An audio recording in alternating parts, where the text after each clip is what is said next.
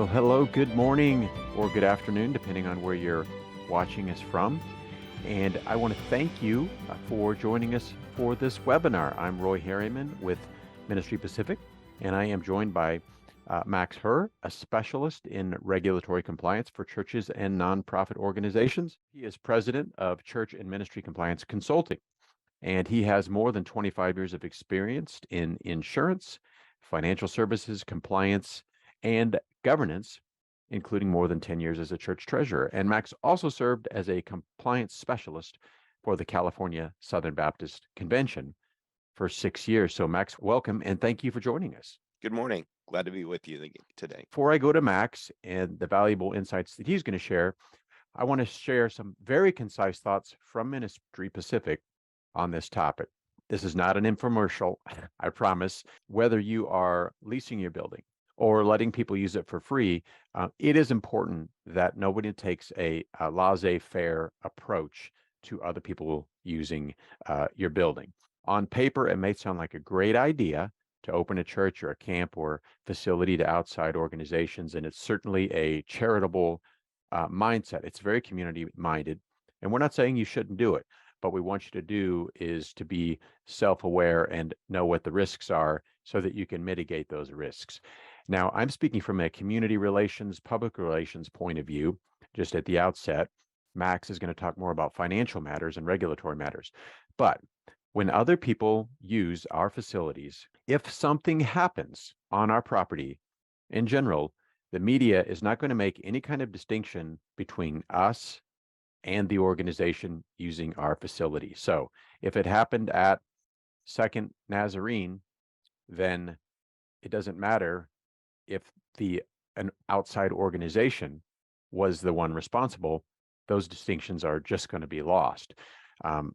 Churches have been sued, for example, because of their sponsorship of the Boy Scouts and the abuse associated with that organization.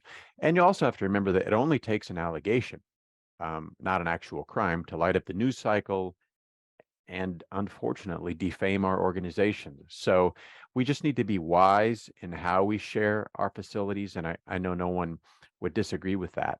Beyond public relations are liability concerns, and churches and nonprofits need to have facility use agreements, and these need to be reviewed by legal counsel. And in addition, we recommend that you review your liability and property insurance with us, whether you're opening your facility to others or not, just to make sure it's doing everything that you expect it to do and want it to do.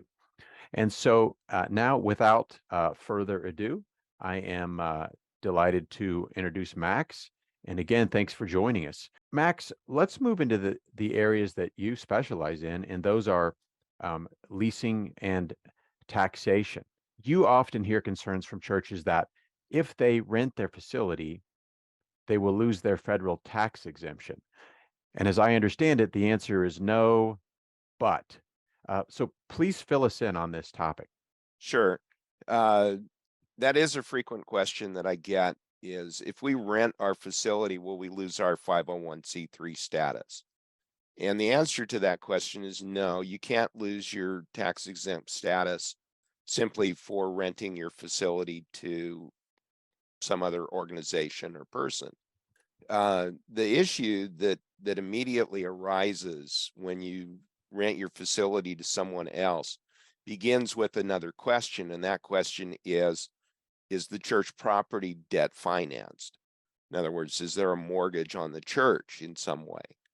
And the IRS takes the approach that when a property is debt financed, that the rental revenue is being derived for the purpose of paying off the mortgage, not for the purpose of funding the organization. And because of that, they consider that rental revenue as taxable income.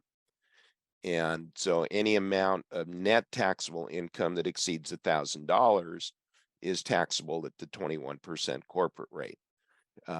So there are things that if a church is debt financed and does have rental revenue of some kind, it could be from a cell tower, or more recently, I'm getting inquiries from churches about battery storage units for solar power. There are ways to minimize the amount of taxable revenue by marking off, what it takes to pave the parking lot and maintain buildings and things. So it's not going to be strictly everything more than $1,000 is taxable. And it could be, it could even be a piece of property that the church owns, like a parsonage that's not on the church premises. They're still paying, they own property that's debt financed, and the IRS doesn't, as far as I can tell, they don't distinguish between the location of the property. It's just the words, the church owns assets or property that's debt financed. And so when we talk about tax exemptions, Mm-hmm. we generally think of what you just discussed, Max, our 501c3 nonprofit status. But an equal, if not greater, matter of significance is local property tax exemptions. So in your notes that you've shared with me, you state that exemption from local property tax is not absolute and can be lost in part or in whole by allowing certain uses of their premises. So I'm sure everyone now who is with us is quite attuned to what might happen. How do we make sure that we do not open ourselves up to the partial or full loss of property tax exemption? And of course, what that means is paying perhaps thousands or millions of dollars in property taxes. Sure. The issue of property tax treads on the constitutional separation of church and state. And so the property of churches is intended under the Constitution to be not subject to taxation. So depending on the jurisdiction, in the state of California, you have 58 different local county assessors. And so you have to make an application to each county where you own property to request an exemption from property taxation. And the counties normally grant those without any question once they look up the property in the assessor's roll.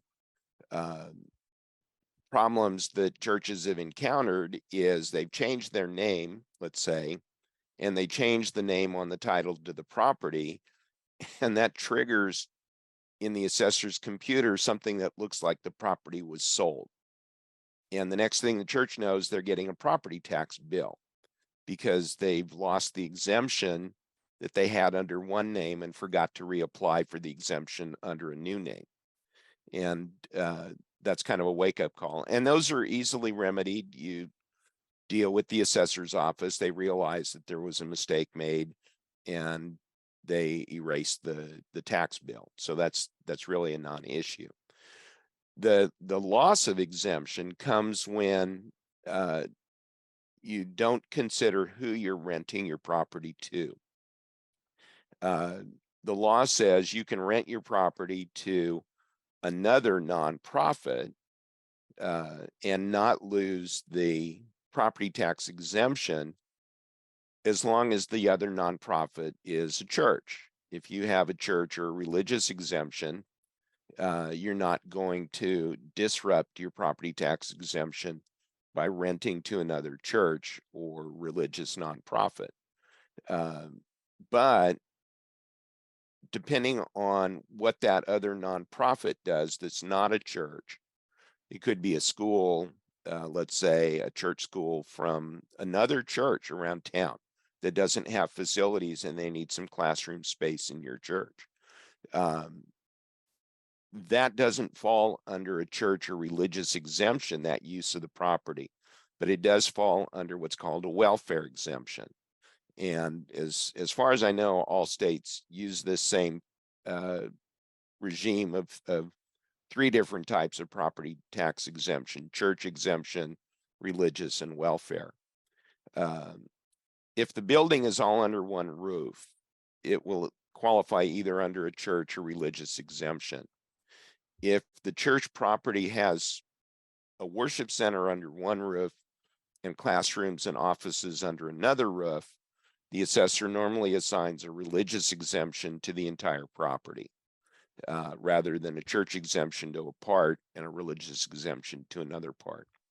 But it's when that religious part of the property gets used for a non-religious purpose by another nonprofit that you have to get the welfare exemption. In California, that starts with an application to the State Board of Equalization to be approved for a welfare exemption, and then you turn that over to the county and they extend the welfare exemption to the property. A parsonage is a perfect example of a piece of property that might be on the church premises, a separate building, but it doesn't qualify for either a church or a religious exemption. Cell phone towers are another use of the property. That's a for-profit use. And anytime you have a for-profit use of church premises, you're going to lose a portion of your property tax exemption based on the time and space formula, number of square feet, and the amount of time that amount of square feet is being used for a non-exempt purpose. So the cell phone tower is 100% use of X number of square feet. It could be 100 to 1,000. And that's going to create a percentage of your property lot size, and it's going to reduce the exemption by that percentage. So say, for example, a for-profit daycare, very common scenario for churches to use basically property facilities that aren't used during the week to a for-profit daycare. What's that situation? Right. So that's exactly in the same category as the cell phone tower. And that's the question that I frequently get from a church is, we're thinking of leasing our classroom space Monday through Friday to a daycare or a Montessori school. And my first question back to them is that entity a for-profit or nonprofit organization? Because they could be either. And when they come back and they say, well, I don't know, then I try and look them up in the Secretary of State's database for the state and determine if I can, and see if I can determine if they're a nonprofit or for-profit corporation. If they're a for-profit corporation or they're not incorporated, it's going to result, when the assessor finds out about it, it's going to result in a loss of property tax exemption based on that time and use formula. And the unfortunate thing about property taxes is that in most, but not all states, there's an unlimited, what's called statute of limitations. The assessor could look back decades to determine how many times or how many years of non-exempt use occurred. And that can result in millions of dollars of unpaid property tax. That happened to a church in Florida not too many years ago. What we might owe in back property taxes could far surpass an amount we needed to raise for a building campaign. Sure. So this is no small thing. With an organization that says, yes, we're a nonprofit, is there some documentation that they need to present to you to let you know, yes, this is actually the case? Well, yeah, ideally the organization would be incorporated and incorporated as a nonprofit. It doesn't necessarily have to be a religious nonprofit, but just, if they're incorporated as a nonprofit organization, then that would qualify for use of the church premises. But without the welfare exemption, the church is going to lose a portion of its property tax exemption. I'm seeing a question also in the chat that says, what if we don't call it rent? What if we just call it a donation? And the IRS is very good about synonyms. And it doesn't matter whether you call it rent or a donation or a love gift or an offering. Payment for the use of premises is rent. You can't escape that. When you allow somebody to use your church for a wedding and you charge a fee, that's a temporary rental fee for the use of the building. And I think we're going to get into some of that in our discussions. It sounds like given the right scenario, which is actually the wrong scenario, a church could end up dealing with not only property taxes, but an income tax at the same time due to renting to someone who didn't meet these criteria. Well, the rental revenue only becomes taxable if there's debt on the property. Right. So if there's no debt, you can rent to for-profits, nonprofits, doesn't matter. That rent is never going to be considered taxable income, even if it's tens of thousands of dollars a year. Sure. So a very likely scenario could be then that a church is renting because it is servicing debt and it thinks it's going to bring in some more income, but in fact, it gets in trouble on two different fronts. Correct. A favorite thing for churches here in Southern California, and I'm sure elsewhere, is to turn their parking lots into a food truck zone a day or two a week. And they collect a fee from each of the food trucks to come and set up on their parking lot. And that's one of those time and use things that's not going to qualify for property tax exemption. And that can come back to bite the church when the assessor figures out that this exempt property, the parking lot, is being used for non-exempt purposes. Now, just to clarify on that, that's not the same as, for example, we're going to have a festival and we're going to invite some food trucks to come out and be a part of a religious activity. Yes, that's a very different circumstance. It's a unique event. It's not a regular ongoing event. Same thing as opening up the worship center that has a piano or an organ for a piano recital or an organ recital. You're not going to create a problem for the church in doing that. It's when you allow a worship experience to happen inside that worship center could cause difficulty for the church. So like a non-worship activity, right? That's happening in a worship center. Right. Okay. Well, I want to just share a little vignette about Max. We appreciate what he's doing here, educating us and our clients and friends. So I'm sure you will agree that Max is a great resource. And ally for churches and nonprofits. He certainly is to us at Ministry Pacific. And there's no doubt this webinar is going to raise a lot of questions, whether you're watching it live or later on YouTube. As an organization devoted to reducing risk, we do encourage you to consult with Max.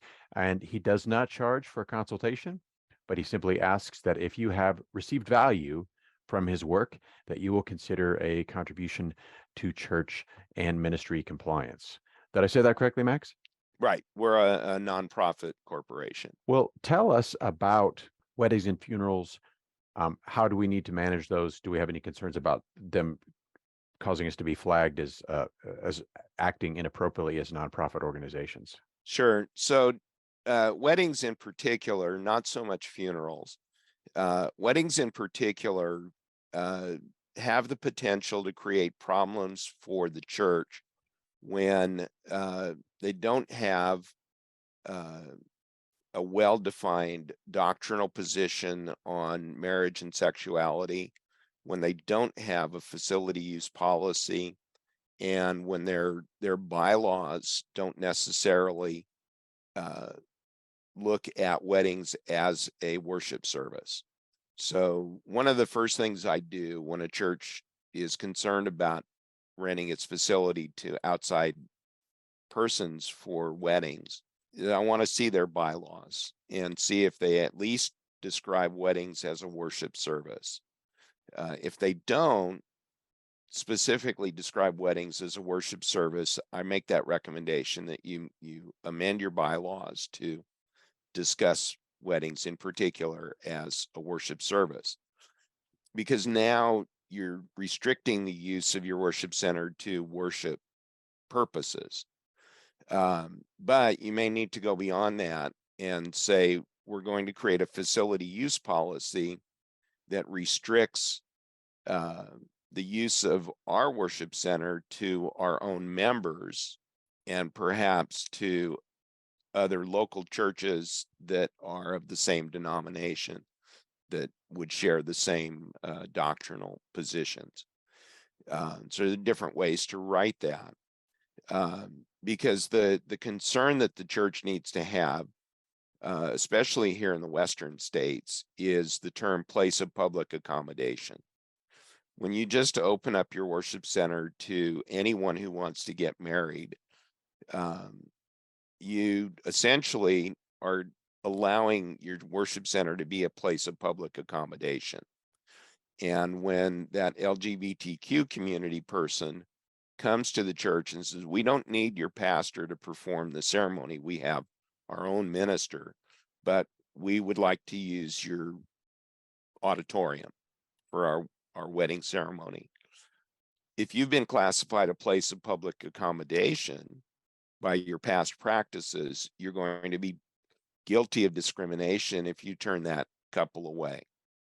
Some of the denominations are open to the LGBTQ community for their wedding ceremonies, and that's fine for them. But more conservative congregations that see a conflict between same-sex marriage and what the Bible describes as the union of one man with one woman, and they want to assure that their facility remains a sanctified place, they need to do what they can to limit the outside use of the facility in a way that they don't create a place of public accommodation. Excellent. And I want to ask you a little bit more about this area of public accommodation. I do want to clarify weddings and funerals. Do those allowing organizations to rent or your facility, do those have any financial implications in terms of taxes or the? Again, the first question is the church debt financed? Anytime the church is debt financed, fees that it collects or donations that it collects for the use of the facility, those are technically taxable dollars. Is the IRS going to come looking to see how many weddings and funerals are being performed and how much money the church is collecting? Probably not. So that could go under the radar for decades, if not forever. But all it takes is one person who gets crossways with the church, writes a letter to the IRS and says, hey, this church has been collecting thousands of dollars a year for wedding services. Even if it's not true, the IRS is going to come and investigate. And you just don't want to invite that kind of trouble necessarily. Right. We want to do the right thing regardless. Even if we were guaranteed to fly under the radar, we want to do the right thing.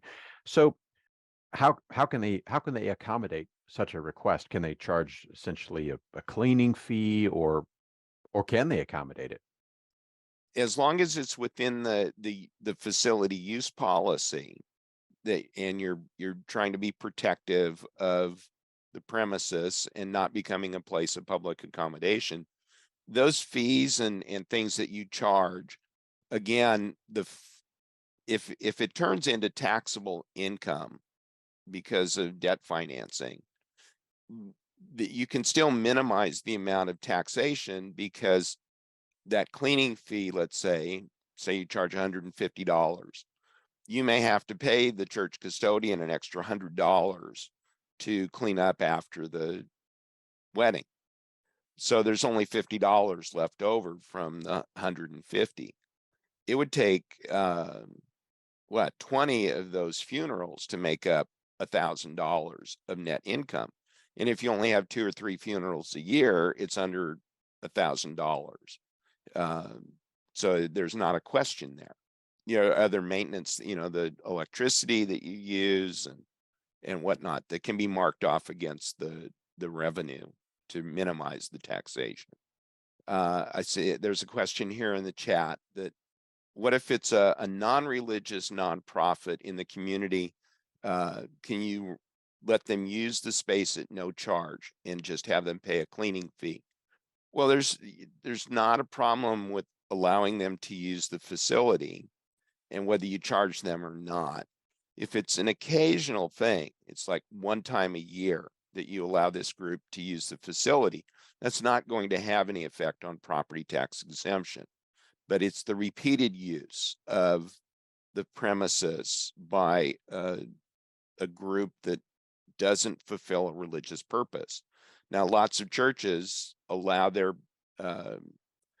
classrooms or their fellowship hall to be used by AA or Narcotics Anonymous, and those fall within the religious umbrella of the church. And so that's, you know, AA could be having meetings 7 days a week in your facility. That's not going to have a problem or create a problem with property tax exemption. And they don't even necessarily have to be an incorporated entity when it comes to you know, giving donations and things for the typically what they do, take a little offering and turn it over to the church. Very helpful. Thank you. Well, Max, you already alluded to this, but let's look at this final issue about public accommodation or place of public accommodation in a broader scope. I know some of the same principles are going to apply, but again, the education is valuable here. So most people, most churches will want to open their building to some, but not all groups.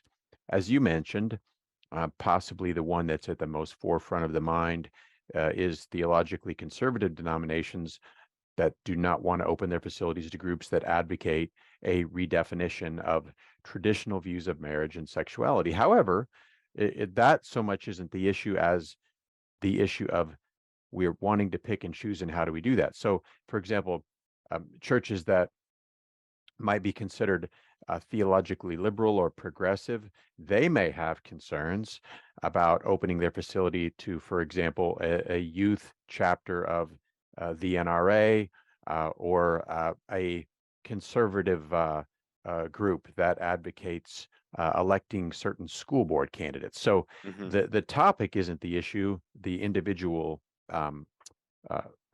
preference. It's what is a place of public accommodation.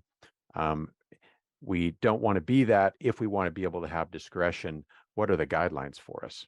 Sure, and that's where the facility use agreement provides the bulk of protection for the church, is to write the facility use agreement in a way that narrowly tailors what use the church is willing to open itself to. Allowing the church to be used as a polling place where people come to vote once or twice a year, every 2 years. That doesn't create a place of public accommodation, and it's perfectly legitimate to do that.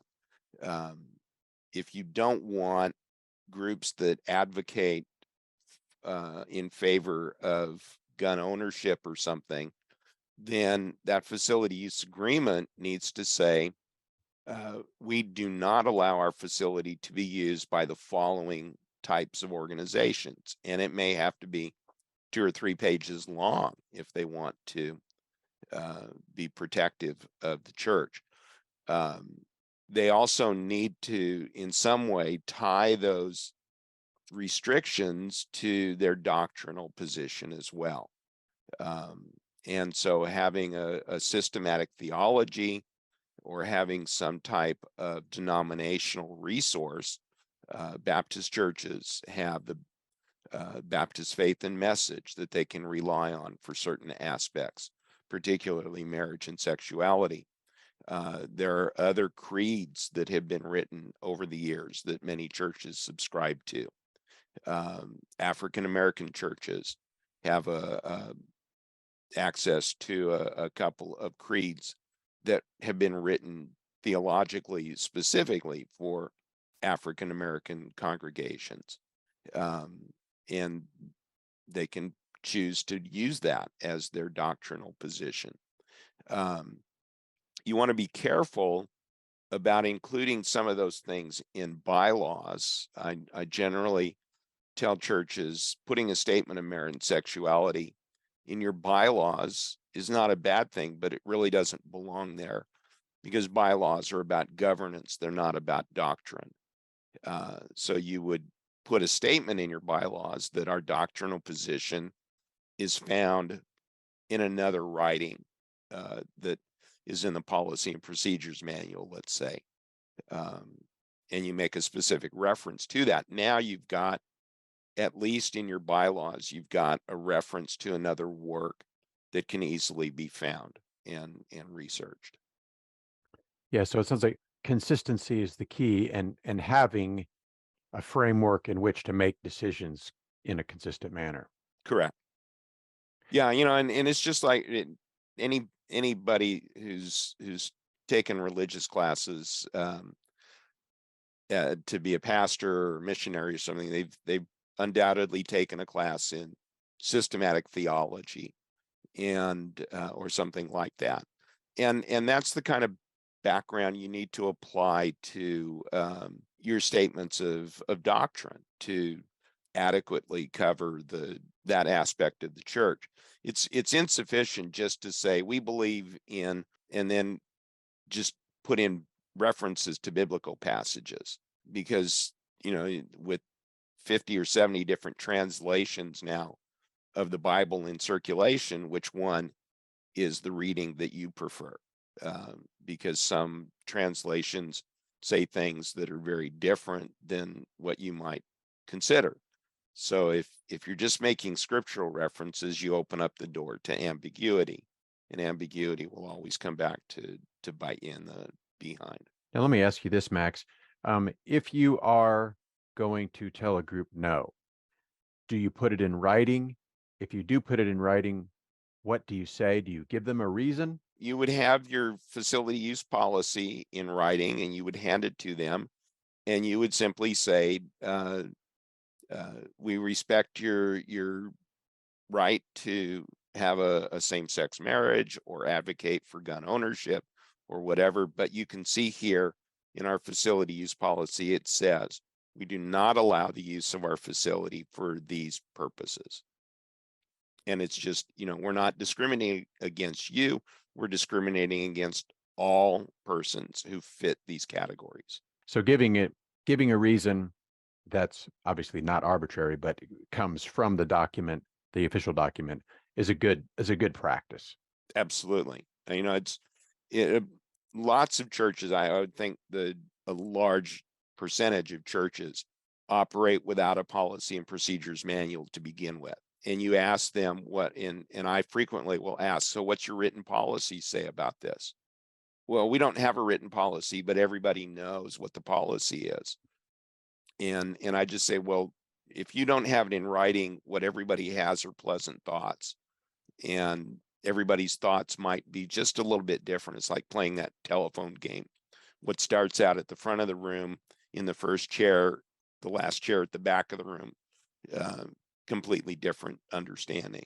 Just want to express sincere appreciation for those of you who are taking this issue seriously. For some people, probably people like Max, it is a lot of fun. But for most people, this is hard work. This is rolling up your sleeves, understanding rules and regulations. But you are being good stewards of what has been given to you, or what you've inherited as a result of your employment or your affiliation with the church. And you're protecting from loss and litigation. Max, why don't we just start with the last question here in the chat, which I'll read it for those who can't see it. Douglas says, we're debt-free and considering renting to a private school that is a nonprofit LLC. It appears the first step to file for a clearance certificate with the Board of Equalization in California. If the clearance is granted, is obtaining the property tax exemption with the assessor essentially guaranteed. So I was looking at that question too, and I'm glad you brought it up, because in California, there are no nonprofit LLCs. With the exception of a very narrow thing that has to do with closed door communities. Property holding companies can be an LLC, nonprofit LLC, but they may be incorporated as a nonprofit, and that's fine. What you're asking, Douglas, is exactly correct. You have to file that application with the Board of Equalization, be granted the organizational clearance certificate, then you take that to the county assessor, and the county assessor is not obligated to honor that, but I haven't seen any examples of the county assessor not honoring that. It's always a good idea to have that other nonprofit go through that same organizational clearance certificate application and make sure that if they had to file it, they would qualify as well. Because if they couldn't qualify for some reason, that might be a reason why the local county assessor would deny a property tax exemption. Max, in regards to local issues, in terms of property tax issues, as we were discussing previously, who checks on that? Is this part of documentation that's turned in annually at the county level? Is it a random audit that might happen? It can be both. The random audit is generally not a favored tactic because the assessors departments just don't have the personnel to do that. But in California, the 58 counties don't all operate the same way. And some counties send out a little postcard at the beginning of the year that says, you need to recertify for your property tax exemption. If the use of your property has changed, you have to let us know. Other counties send out a letter that says, you have to let us know what your property is being used for. The one says, you don't need to notify us unless there's been a change. The other one is, you always need to notify us every year. And if you fail to make that notification that's required, you could suddenly discover that you've lost your property tax exemption. Now, we have another problem along that same line that's developed here in California since about 2018 or 19, is the county assessors have become more aggressive in demanding that churches give them an inventory of their business personal property. The filing cabinets, the whiteboards, the chairs, the tables, all of the stuff that's not buildings. The tax code in California says all of that stuff, if it's being used for exempt purposes, is exempt from taxation. There hasn't yet been anybody who has been taken to court by the county assessor for failing to give an inventory, but they're becoming more demanding. And more of the counties are starting to do this. They send out the notice that says, you have to give us an inventory of all your property. And to those churches that ask me, again, I'm not an attorney and I can't give legal advice, but I tell them, just write on the form, all the church property is exempt. If you want an inventory, you come and do it. Let us know, make an appointment. We'll let you see all of our facility and you can inventory all of our stuff to your satisfaction. And they've never been contacted again. Is the goal here I know you don't speak for the assessors, but I assume the goal is someone is looking for the church is storing someone's personal or business property, something like this? It could be. I just think it's a way for the assessors to try and undermine what we have here in California from the 1970s called Proposition 13, that limits the ability of the counties to raise property taxes. Whatever the county can do to raise more revenue without having to put a lot of effort into it, if they can figure out a way to tax your whiteboards and your chairs and your tables, they're going to do it. And so I just want churches to be more proactive in protecting their rights.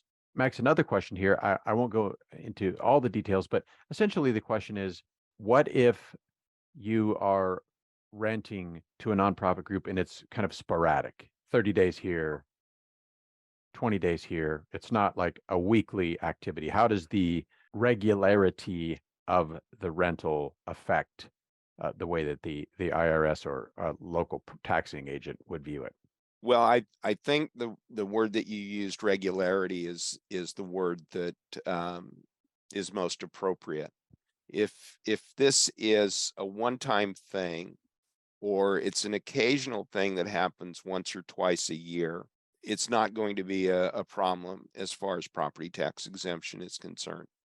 But if it's every other month for a certain period of time, and it is repetitive, then that's going to be a little closer to the edge of causing a disruption in property tax exemption. And so that's what the church needs to look at, is how regular or repetitive this use is. If it's one time a month, every month, that's not going to be an issue because it's insignificant. But if it's 2 weeks every month, 12 months out of the year, that's a different situation.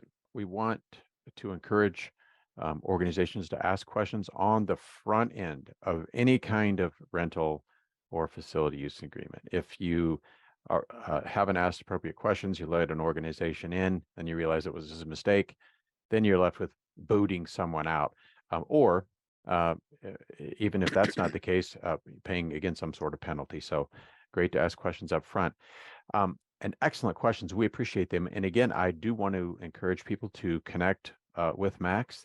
This is what he does. And we are here to talk to you about issues of your property insurance or your liability insurance, and how hosting or leasing to outside groups will affect that and what needs to be covered. So we're both happy to help you. So why don't we close, as we're running down our clock here, with the question by Margarita. She has two questions. Sure. Essentially, one is, if you're renting to another church and you're debt free, do you have any issues with income tax? The other question is, if you're renting to a non-religious organization and they are debt free and willing to give up property exemption, again, will I end up running into what's considered an income tax? Either of those scenarios. The issue of rent specifically is only a UBIT, unrelated business income. It's only subject to taxation if the church itself, the landlord church, is debt financed in some way. If the church has no debt, it can rent its facility all day long, 7 days a week, 24 hours a day, and none of that revenue is going to be taxable as income. The issue for the church is, in that scenario, we are debt free. The only issue for the church is property tax exemption. So the cell phone tower, if the church has no debt and it lets somebody put up a cell phone tower in a corner of the property, and they get $10,000 a year in revenue, they can collect that $10,000 a year for decades, and it's never going to be taxable. But if the church has a mortgage on the property and they're collecting that $10,000 a year in rent, everything over $1,000 in net revenue is going to be taxable as income. Very helpful. Excellent clarification. And just so sometimes what we say isn't what people hear. And so what you were specifically talking about, the UBIT, or unrelated business income tax, the cell phone tower on a church property would affect your property taxes. Correct. Yes. And most cell phone tower leases specifically have a provision that says we will increase the amount of rent consistent with any additional property tax that you pay, because they understand that they're going to disrupt the church's property tax exemption. And so they're willing to cover that in addition to the rent. Where churches have gotten themselves crossways is they rent to a for-profit entity and they don't charge enough rent to cover what ends up being the additional property tax that they pay. So not only are they getting, might they be getting revenue that's taxable, they're also not getting enough revenue to pay the tax bills. And that's a double whammy against the church. Just Max, in your opinion, as we're winding down here, is that a reasonable approach? So if someone approaches a church and said, "Hey, you've got the best spot in, a 10 square mile area for a cell phone tower," well, the church is aware of the tax implications. If they do the math and say, "Well, yeah, you can lease it, but it's going to cost this amount," is that a reasonable approach to take, or are there still liabilities that they may not be aware of? There's not so much liabilities, but churches typically are taken advantage of by the cell phone tower companies. they come in and they throw out a number. We're going to give you $7,500 a year. And the church goes, wow, that's an amazing amount of money. And they don't do any research to discover that that tower location is worth $5,000 a month. And they write an agreement that's good for 30 years that they can't get out of. It's disastrous. So if your church is considering getting into a long-term lease for something like a cell phone tower, or more recently the electric storage battery facilities, you need to have those agreements reviewed by somebody who's knowledgeable in those. And there are companies, I have references to or referrals that I can make to companies that look into those agreements and help negotiate better agreements, because churches are so easily victimized because they're just looking at the dollars and not doing the math. That is that's a very specific referral to be able to help someone, a nonprofit, negotiate essentially a leasing agreement, and to know that you're getting the right deal. So that's an excellent resource to offer. Our last question here from Margarita, and Margarita, we thank you for the excellent questions, is if I'm sitting down and I have a deal in front of me or a proposal in front of me that's going to affect my property taxes, am I able to do the math, or do I need an accountant or an outside expert? How does that work? You can't always be 100% sure how the assessor is going to do the math on a property tax exemption. And if you believe they've done it wrong, there's an appeals process that you can go through. In that circumstance, you may have to get a real estate attorney involved who understands property tax exemptions and can help argue your case. In many instances, when they apply the formula and they reveal the math that they've used, you can spot a mistake that they've made. They've used too many square feet or too many hours a day to come up with their formula.